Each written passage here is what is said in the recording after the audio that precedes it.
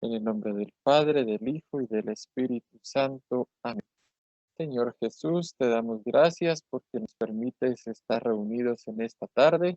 Te suplicamos, Señor, que nos permitas tu luz, tu sabiduría, el entendimiento necesario para llevar a cabo esta formación.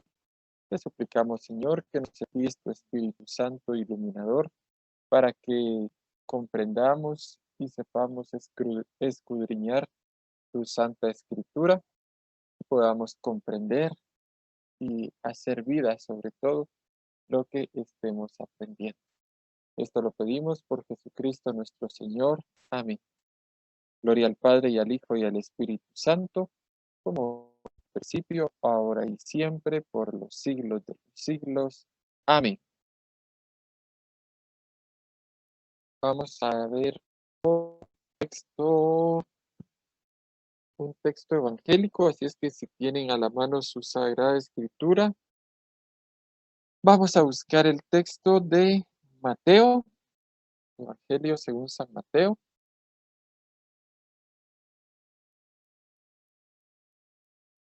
¿Ya lo tienen?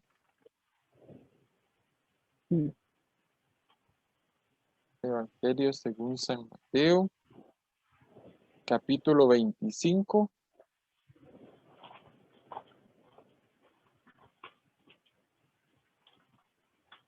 Del 31 en adelante. Mateo 25, 31 en adelante.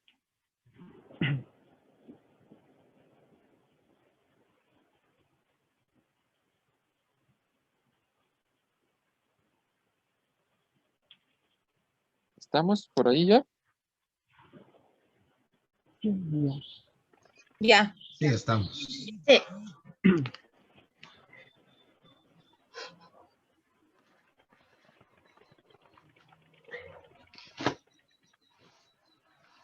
Bueno.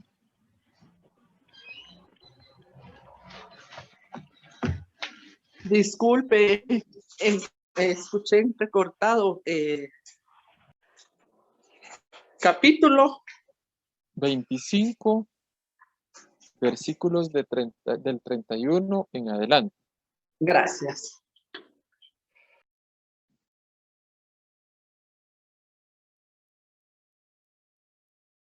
Bueno, vamos entonces a darle una lectura, ¿verdad?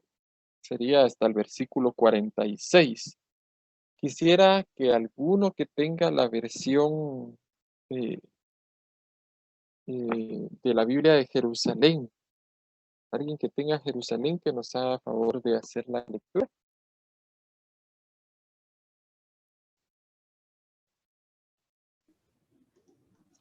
Yo, Luis. El juicio final. Cuando el Hijo del Hombre venga en su gloria, acompañado de todos sus ángeles, entonces se sentará en su trono de gloria. Serán congregadas delante de él todas las naciones. Y él separará a los unos de los otros, como el pastor separa las ovejas de los cabritos. Pondrá las ovejas a su derecha y a los cabritos a su izquierda. Entonces dirá el rey a los de su derecha: venid, benditos de mi Padre, recibid la herencia del reino preparado para vosotros desde la creación del mundo. Porque tuve hambre y me disteis de comer. Tuve sed y me disteis de beber. Era forastero y me acogisteis. Estaba desnudo y me vestisteis. Enfermo y me visitasteis. En la cárcel y venisteis a verme. Entonces los justos les responderán: Señor, ¿cuándo te vimos hambriento y te dimos de comer? ¿O sediento y te dimos de beber? ¿Cuándo te vimos forastero y te acogimos, o desnudo y te vestimos? ¿Cuándo te vimos enfermo o en la cárcel y fuimos a verte? El rey les dirá: en verdad os digo que cuando hicisteis a unos de estos hermanos míos más pequeños, a mí me lo hicisteis. Entonces dirá a los de su izquierda: apartaos de mí, malditos, al fuego eterno preparado para el diablo y sus ángeles. Palabra del Señor.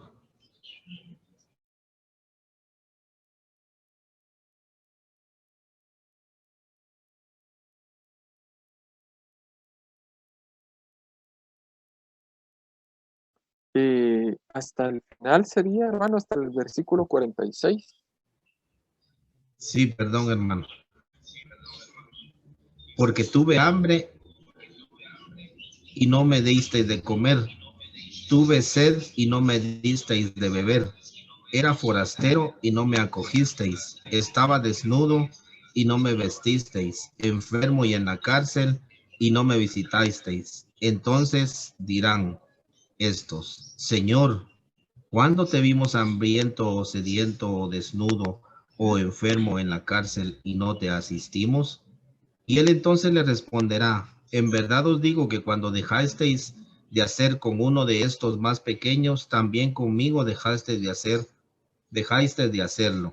E irán estos a un castigo eterno y los justos a una vida eterna.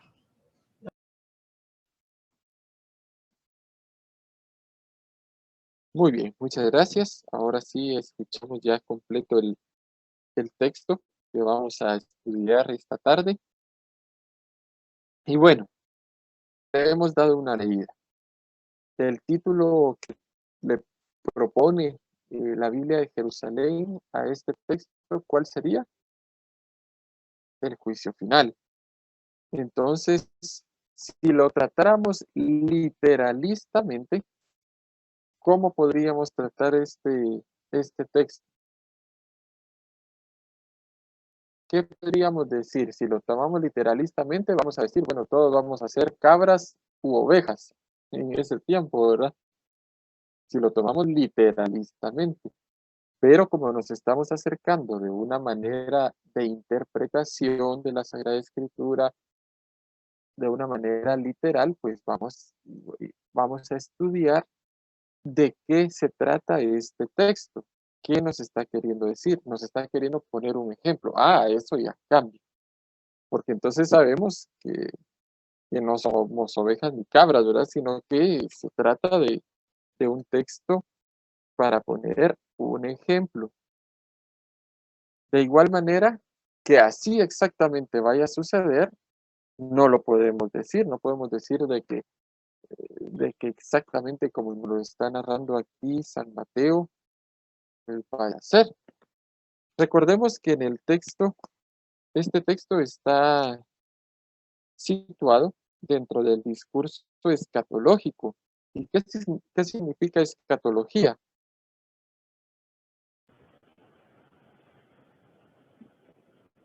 En los últimos tiempos. A lo lejos lo escuché de los últimos tiempos, ¿verdad? El escatón es el final, ¿verdad? El escatón, lo futuro, pero no es una futurología ni es una apocalíptica, sino que es el estudio de esas realidades futuras. Entonces está aquí hablando Jesús de todo esto y lo está haciendo por medio de parábolas. Si vamos a algunas páginas atrás, encontramos, ¿verdad? Como títulos en la parábola de la higuera, la parábola del mayordomo, de las 10 vírgenes, de los talentos. Es un momento en el que Jesús está haciendo esta comparación. Entonces, si ustedes ven al lado de los que tengan la Biblia de Jerusalén, al lado aparecen un montón de textos, ¿verdad? Deuteronomio 32:43, Romanos 14:10, 2 de Corintios 5:10, Mateo 8:20, 16:27, Deuteronomio 32:2, Daniel 7:13 y siguientes, Zacarías 14:5,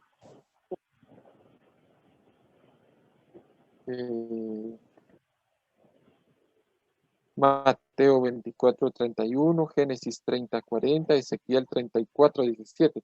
Eso solo al inicio, imagínense, solo al inicio del texto.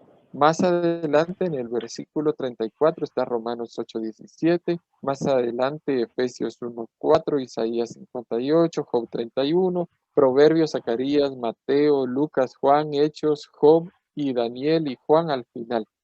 Es decir, tenemos mucho material para poder hacer una lectura más amplia de una lectura meramente vertical.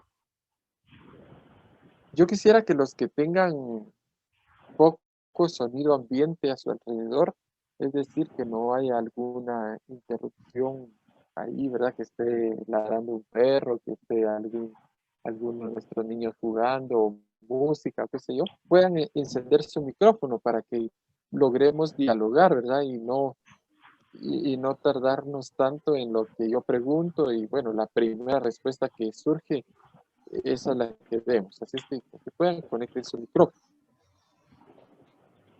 Dice el texto que cuando el Hijo del Hombre venga en su gloria, ¿quién es el Hijo del Hombre? Jesús. Jesús. Bueno, entonces ya tenemos el primer dato. ¿Cómo nosotros podemos interpretar eso? Pues sabemos de que uno de los títulos cristológicos de Jesús es el Hijo del Hombre. Ahí no lo dice literalmente. Y ahí ya estamos interpretando nosotros que ese Hijo del Hombre es Jesús. Bueno, ahora bien, si continuamos, bueno, vamos a ir al aparato crítico en donde dice la expresión, estos hermanos míos más pequeños, designa a todos los que padecen necesidad, pues la palabra hermano no parece tener aquí un sentido restrictivo que designaría solamente a los misioneros cristianos.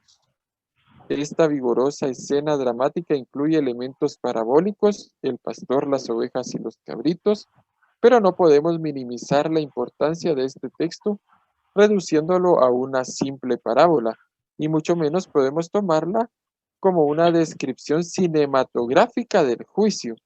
El acento del texto recae sobre el amor al prójimo, valor moral supremo. El autor, contra su costumbre, presenta como juez al Hijo y no a Dios Padre. Miren, qué importante lo que nos dan el aparato crítico. Aquí se está refiriendo a que si bien se trata de una parábola, no se trata de minimizar lo que ahí se está diciendo, sino la centralidad, que es lo que nosotros vamos a interpretar,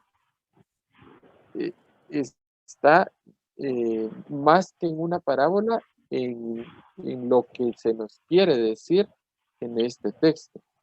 Además de eso, tampoco, como ya les decía al principio, no podemos ver, bueno, así es como va a ser al final de los tiempos, ¿verdad? Y como estar viendo una película a futuro. No se trata de eso, nadie sabe cómo va a ser. Lo que importa aquí es más bien la actitud que se debe de tener frente a nuestros hermanos.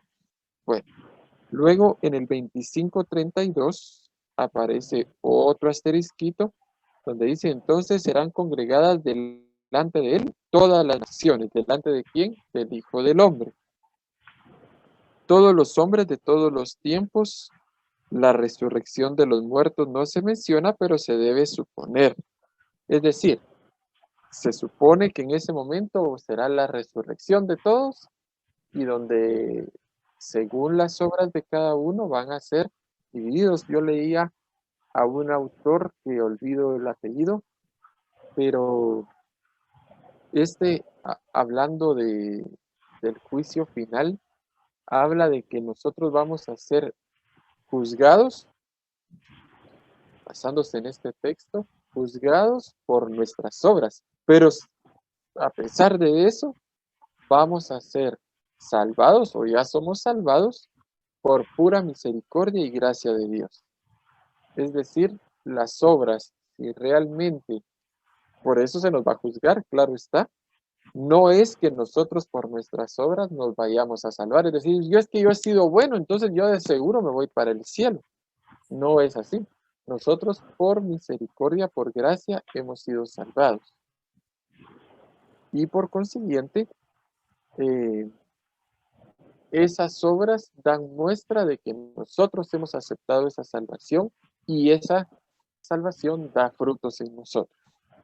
El 25:36, la siguiente llamada, dice, estaba desnudo y me vestisteis, enfermo y me visitasteis, en la cárcel y acudisteis a mí. Dice, los hombres son juzgados según sus obras de misericordia, descritas de manera bíblica en Isaías 58, Job 22 y otros textos, no según sus acciones excepcionales. Veamos ahí me da duda, ¿qué podría decir en 7:22 y siguientes? Cuando no tiene un texto ahí al pie de página en el aparato crítico, significa que es del mismo libro que estamos leyendo.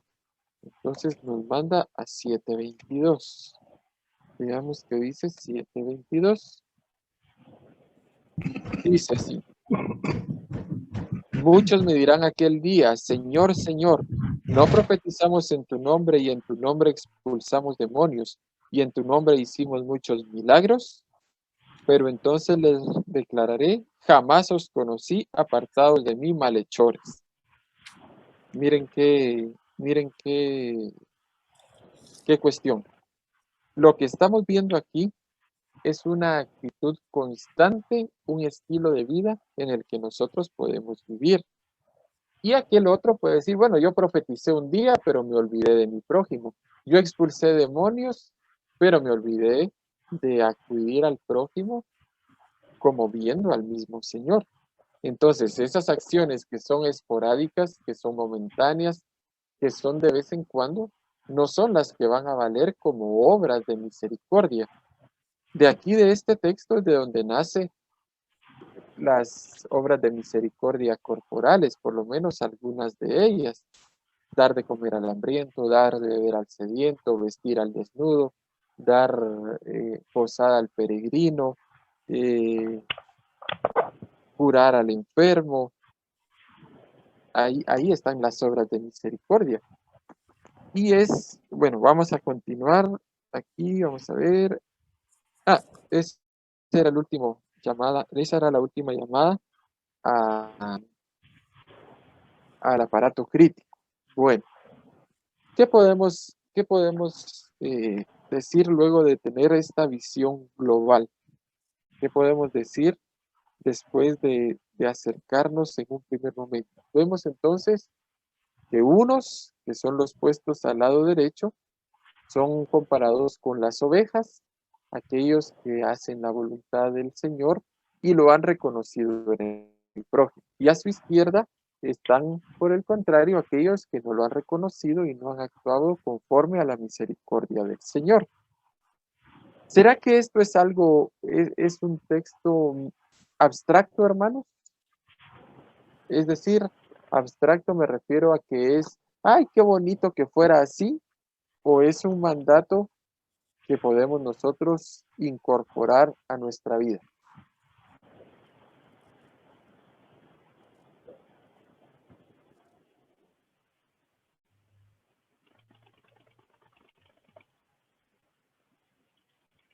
Les escucho. Hermano, yo pienso que es algo que nosotros debemos de incorporar a nuestra vida cotidiana. O sea que es un proceso que debe llevarnos a cambiar y a hacer las obras, no solo por querer hacerlas, por tratar la manera de salvarnos, sino hacerlas para poder estar uno grato, o sea, tener la gracia. Para mí eso es. Muy bien. ¿Alguien más que quiera compartir alguna reflexión?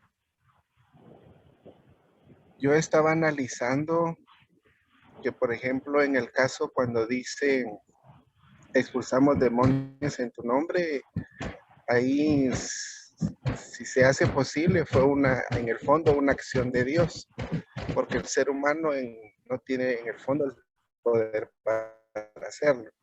Y si pasa, es en el nombre de Dios. Entonces, en el fondo, la fe vivida nos lleva a una acción concreta y se convierte en una obra de nosotros por la gracia de Dios. Entonces, prácticamente esto nos debe llevar a un estilo de vida en forma concreta. Muy bien, gracias por su reflexión, hermano Carlos Arturo.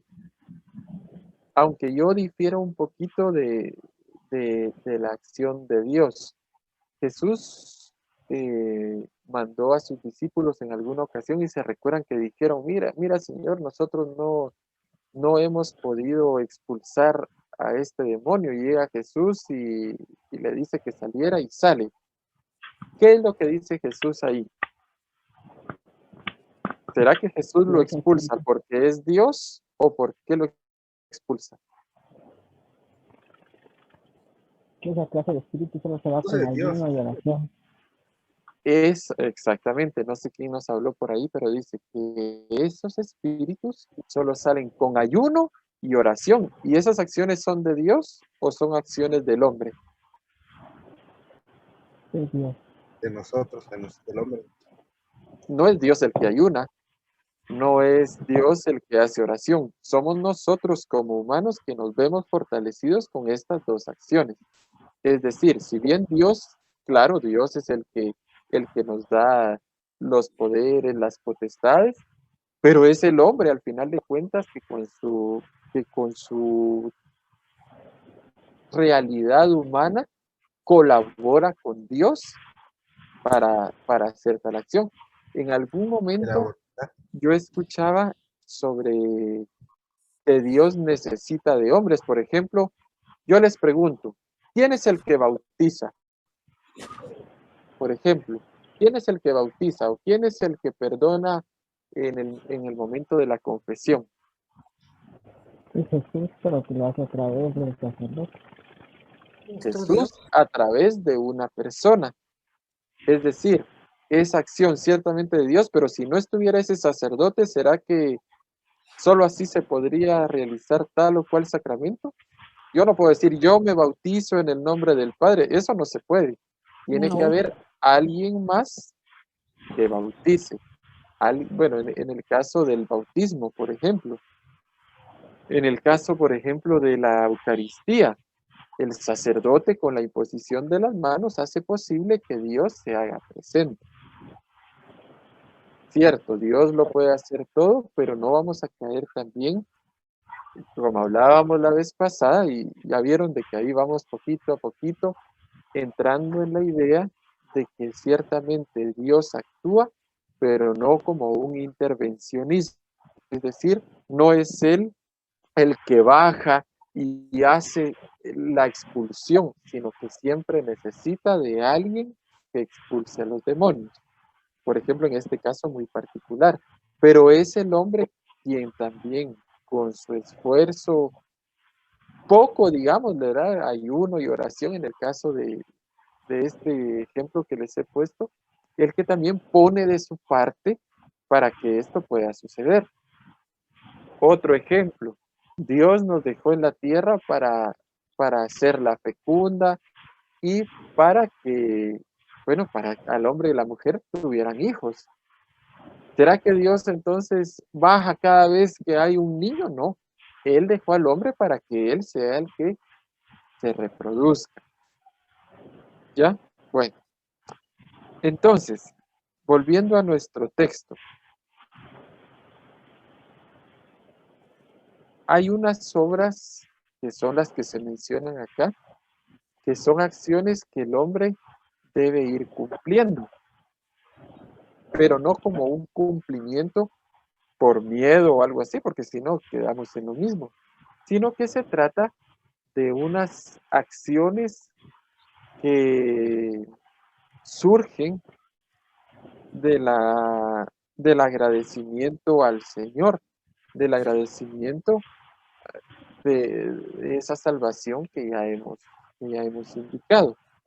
Ahora bien, aquí podríamos recordar nosotros el dicho que dijimos el martes pasado. ¿Recuerdan cuál era? A Dios orando. A Dios y con rogando y con el mazo dándolo. A Dios rogando y con el mazo dando. ¿Eso qué significa? Significa de que el Señor no, vamos a ver,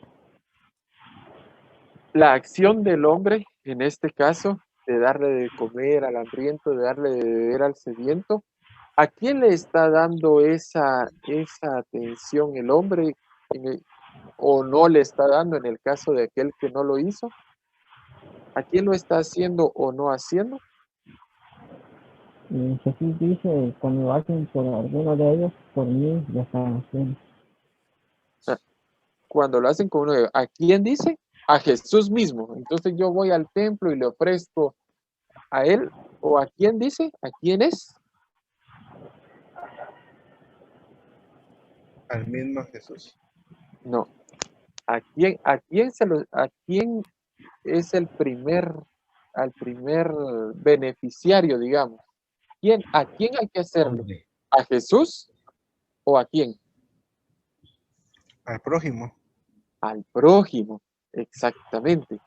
Porque cuando ustedes, porque ahí está la pregunta bien clara, Señor, ¿cuándo te vimos hambriento y te dimos de comer?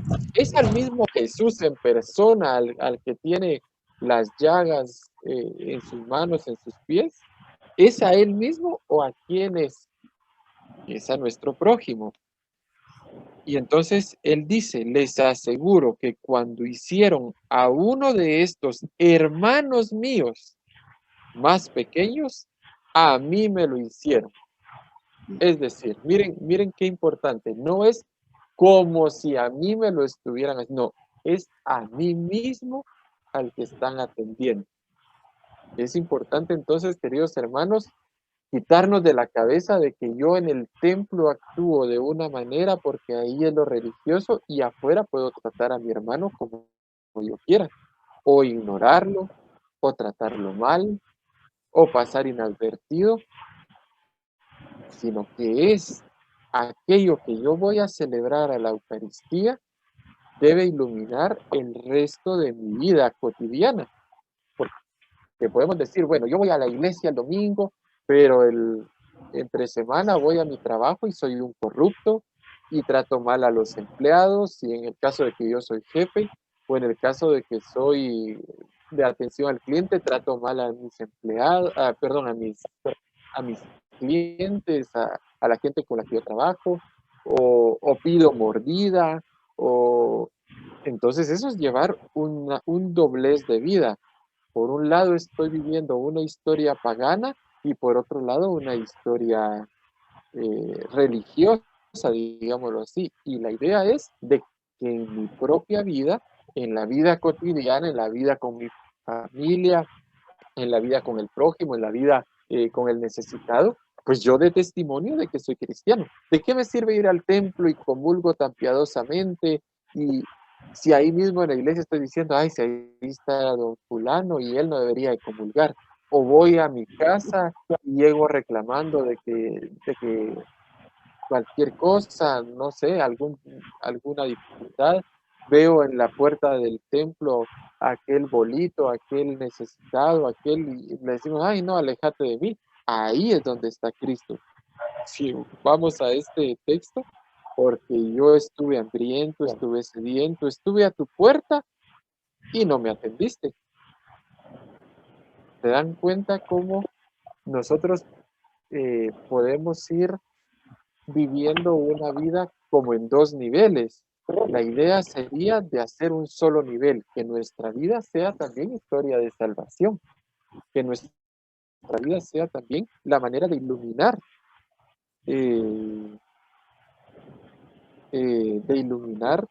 las realidades que nos tocan vivir. ¿Algún comentario hasta el momento? Yo solo Quiero quisiera escucharles a agregar, ustedes. eso me recuerda a lo que dice en una carta de San Juan, donde dice, ¿cómo es posible decir que amamos a Dios a quien no vemos y odiamos a nuestro hermano que sí vemos y que es imagen y semejanza de Dios? Perfecto, buenísimo. Es así. Y miren, de esta manera es como vamos haciendo una exégesis, una lectura más enriquecida del texto como tal. Aquí el hermano nos hace este ejemplo de una de las cartas de San Juan. Porque, ¿cómo voy a saber yo que de verdad amamos a Dios si odiamos al prójimo? Parafraseando un poco. Porque en el prójimo es donde encontramos a Dios. Y si yo lo desprecio a Él, pues nuestro amor a Dios está todavía muy debilitado, muy frágil. Al contrario, cuando nosotros nos ponemos al servicio de aquel que necesita, y cuesta, yo, como decía por ahí la hermanita antes, ¿verdad? Es un proceso en el que vamos nosotros poco a poco caminando. Yo les voy a contar una cuestión. Aquí en la parroquia donde me encuentro ahora, San Juan de la Cruz, en la colonia El Amparo, en la zona 7 de aquí de la ciudad capital, es una realidad de periferia, ¿verdad? Los que conocen, pues saben de que aquí hay muchos asentamientos alrededor. De hecho, ahora mismo estoy viendo un asentamiento. Pero aparte de eso, un poquito más arriba, aquí en esta realidad, de hecho, no sé si ustedes logran escuchar cada vez que suena el timbre. Me imagino que quizás a lo lejos escuchan ustedes el sonar del timbre. Y muchas veces son, son personas alcohólicas, muchas veces en una situación alcoholizada que vienen a pedir alimentos. Ya es una acción muy particular de esta parroquia, que a todo aquel que viene a pedir comida, a todo aquel que viene a pedir un bocadito, pues no se le niega, haciendo vida esto que estamos nosotros presentando. Y yo les voy a ser muy franco, en un principio, y todavía a veces a mí me cuesta salir a atender a estas personas, pero cada vez trato de vencer esa situación, porque es ahí en donde nosotros debemos de reconocer a Cristo. Y de verdad ustedes que cuesta mucho.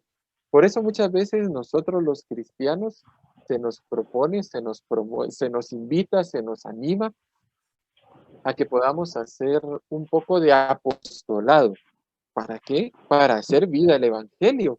Porque en aquel necesitado, en aquel enfermo que está abandonado en el hospital, porque en aquel anciano que está abandonado en un asilo, porque aquel humano que está en algún hospicio, en aquella viuda que está sola, quiere trabajar día, tarde, noche, en todo momento para mantener a su familia, en aquel bolito, ¿verdad? Aquí le decimos los bolitos, dan los bolitos que llegan a pedir alimento, en aquel que pasa frente a nuestra puerta, tal vez un anciano que necesita,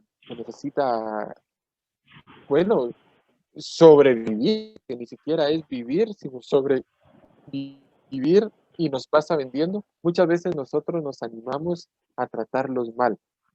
Por eso, queridos hermanos, este texto nos tiene que interpelar profundamente, y podríamos llegar a nosotros a decir, si hoy el Señor viniera como nos aparece en este texto, ¿en qué lugar nos pondría? Si nosotros hiciéramos un examen de conciencia, ¿en qué lugar estaríamos? ¿De verdad hemos reconocido nosotros en nuestro prójimo al Señor? ¿O será que todavía pensamos de que el Señor está en la Eucaristía, pero no está en ningún lugar más? Ahí estaríamos con un fideísmo increíble, con un fundamentalismo tremendo, que no nos lleva a ningún lado. Porque cuando nosotros abrimos horizontes y vemos un poquito más allá, sí reconocemos a Jesús en la Eucaristía, pero también lo sabemos reconocer en nuestro prójimo. En alguna ocasión, no sé si ustedes han escuchado que, bueno, sabemos perfectamente que santificar las fiestas de guardar es el tercer mandamiento de la ley de Dios, y también uno de los mandamientos de la ley de la iglesia es asistir a misa completa los domingos y las fiestas de guardar. Pero en alguna ocasión nos ha tocado quizás estar con algún hijo enfermo de gravedad, o con nuestros papás enfermos de gravedad, o estamos prestando algún servicio, pero que de verdad sea, bueno, muchas veces de emergencia, y a veces preferimos ir a misa que quedarnos atendiendo a nuestro papá, a nuestra mamá, a nuestro hijo, a nuestro hermano. Y fíjense de que al contrario debería de ser, porque cuando nosotros estamos atendiendo a nuestro prójimo, estamos encontrándonos tan profundamente como si nos estuviéramos encontrando con Jesús en la Eucaristía.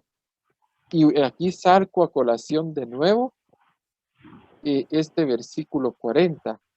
Y el rey les dirá, les aseguro que cuando hicieron a uno de estos hermanos míos más pequeños, a mí me lo hicieron. Imagínense, él se está poniendo en ese lugar. Cuando nosotros estamos enfermos, muchas veces nos sentimos abandonados.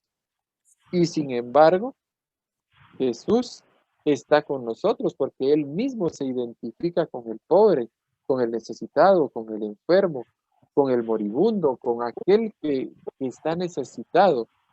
Ahí, miren cómo murió Él en la cruz, abandonado. ¿Cómo no se va a identificar con aquellos que están en esa situación? ¿Alguien más que quiera compartir algo?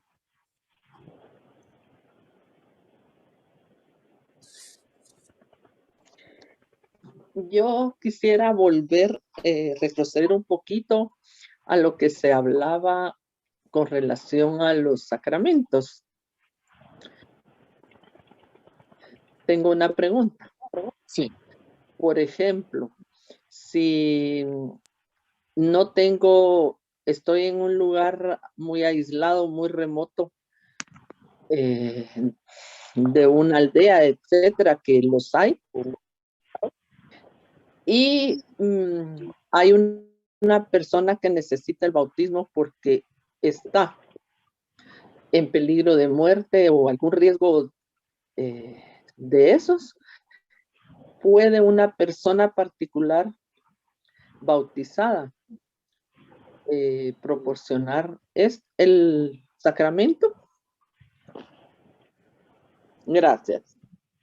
Muy bien, es un texto, es una pregunta más de liturgia que de lo que estamos tratando, pero bueno, es posible que haya alguien más que tenga la curiosidad o la duda.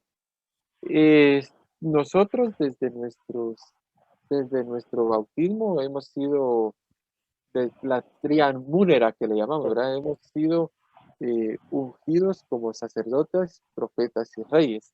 Es decir, desde nuestro sacerdocio común de los laicos, nosotros podemos bautizar. Pero fíjense que va más aún allá. La iglesia no solo piensa en el momento que hay un bautizado, y si no hay un bautizado a la par que lo pueda bautizar, no puede decir yo me bautizo. Entonces, si los papás o si alguien que está ahí tiene el deseo de bautizar a esta criatura porque tiene fe, aunque esta persona sea un ateo, siempre y cuando se utilice la fórmula del bautismo, que es en el nombre de las tres personas divinas, y utilizando agua, pues lo puede realizar, se puede realizar el sacramento del bautismo. Claro que si el niño que está en peligro de muerte consigue salvarse y bueno, recuperar la salud y bueno, recuperarse de todo, pues sí se tiene que acudir al templo para decir, bueno, en tal fecha hicimos esto para completar el rito del bautismo. Espero haber respondido a la pregunta. Claramente, muy amable. Ahora, volviendo a nuestro texto. Es importante entonces, queridos hermanos, que nos vayamos quitando de una vez de nuestra cabeza esa doble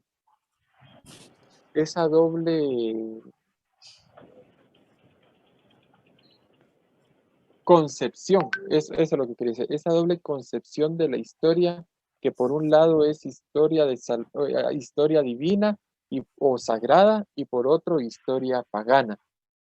No, en la misma historia, en esta historia que ustedes y yo estamos viviendo hoy, en este mismo momento, ahí es donde actúa el Señor, pero no intervencionista. Ay, Señor, yo no sé, Dios nos está castigando porque hubo un deslave. No, ¿será que Dios era el que estaba sosteniendo ahí con sus manos? Pues no, eso es un antropomorfismo, una manera de pensar. Nosotros, por el desastre ecológico que estamos llevando, estamos permitiendo que eso suceda. El Señor dice, y vio que todo era perfecto. El Señor lo ha creado todo perfecto. Somos nosotros que con nuestra inteligencia vamos o ayudando a avanzar, o frenando, o retrocediendo lo que en nuestra manera de vivir. Por ejemplo, yo aquí miro la montañita esta del Naranjo, aquí en la capital.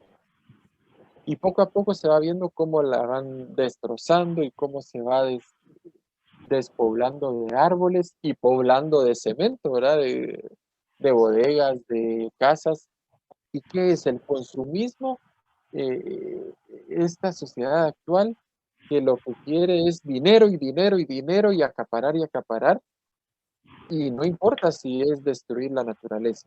¿Será que eso es lo que Dios quiere, hermanos? ¿O será que Dios es el que está actuando ahí? No, somos nosotros los que con nuestra capacidad de raciocinio estamos actuando para bien o para mal, pensando solo en nuestros intereses o pensando en los demás.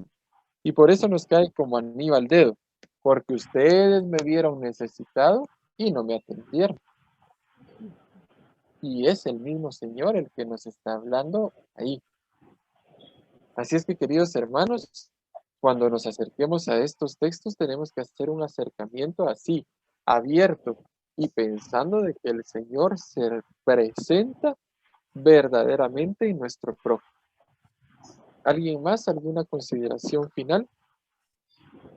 Bueno, solo para enriquecer un poquito más el tema de las obras hacia el próximo, también me hace recordar lo que dice en la carta de Santiago, donde dice, muéstrame tu fe con obras, porque una fe sin obras es una fe muerta.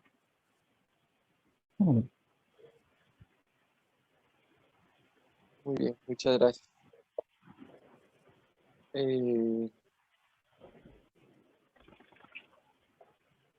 Pues como conclusión podríamos decir, queridos hermanos, que vayámonos quitando poco a poco de la cabeza un fideísmo. Es que el Señor permite que, no, es que el Señor permite muchas cosas, pero en nosotros está también, recordemos otra vez el dicho, a Dios rogando Con el mazo dando. y con el mazo dando. Nosotros de verdad somos ese mazo.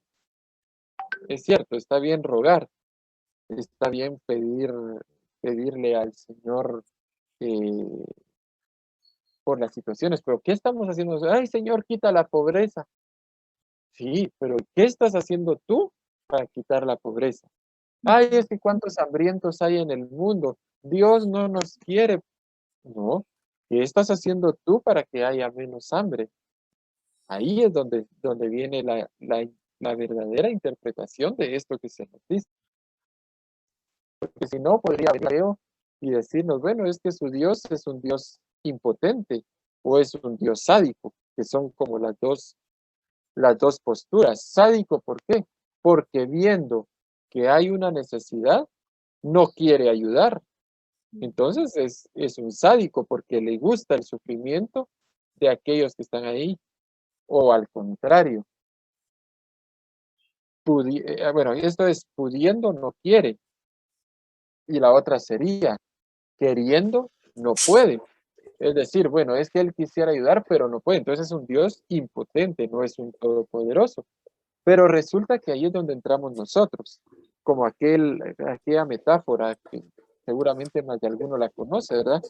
Que hay un naufragio y queda un hombre vivo y está flotando ahí en una tablita, en algo, y está pronto a ahogarse, y le dice, Señor, ven, sálvame, ayúdame, que me ahogo. Y llega un barco y trata de ayudarle y dice, no, a mí Dios me va a salvar. Y luego llega un helicóptero y le trata de ayudar y tampoco, y llega, en fin, muchas ayudas y dice, no, es que a mí Dios me va a salvar. Esa es una idea intervencionista, esperar que vengan los ángeles y se lo lleven volando. No, Dios nos manda ayudas por medio de mazos, a Dios rogando y con el mazo dando.